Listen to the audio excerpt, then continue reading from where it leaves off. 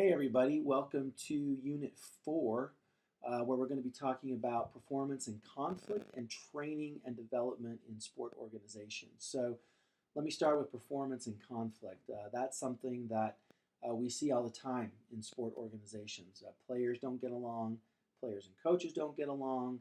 A player or an employee may do something and the organization has to discipline them. A recent example we've seen with that was Antonio Brown with the Steelers. Okay, so he was doing things that the Steelers didn't like, and they tried to discipline him and decided it was better to just move him to another team. Le'Veon Bell, let's stick with the Steelers. Le'Veon Bell held out all season, didn't play. The Steelers traded him to the Jets.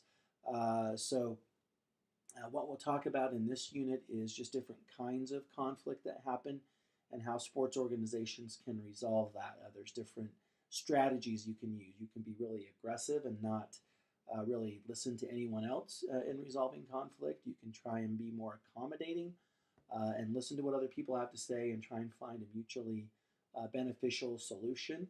Or you can try and avoid conflict, which is usually a problem because all it does is just make it build up and build up and get worse. So in this unit, you'll be asked to you'll do an assignment where you will find an example of a sports organization that had a conflict or a sports organization that disciplined an athlete, and you'll evaluate what happened. If there was a conflict situation, did they resolve it appropriately? Why or why not? If it was a discipline situation, was the discipline fair? Why or why not?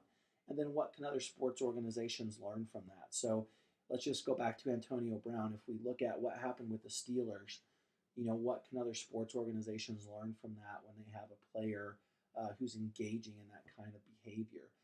If you have a player who, has a domestic violence incident, how do you discipline them, relative to what other sports organizations have done with that kind of issue? Keep in mind that with some discipline, again, we've talked about this, but social and political attitudes can play a role in that. So if you're seen as being too soft, perhaps, on, say, like a domestic violence or sexual assault type of case, that can, a lot of people can push back. The media can criticize you, fans can criticize you. On the flip side, fans might criticize you if they think it's too severe. So you have to weigh all these different stakeholders and think about what you're going to do when you decide to discipline someone. With training and development, we'll look at different types of training. So there's what we call routine training, which is something that every employee gets. So that would be training on a company's policies, training on sexual harassment, and so forth. And then there's training that's more job specific. So maybe training on a particular kind of software. If you work in HR, training on laws and changes to them.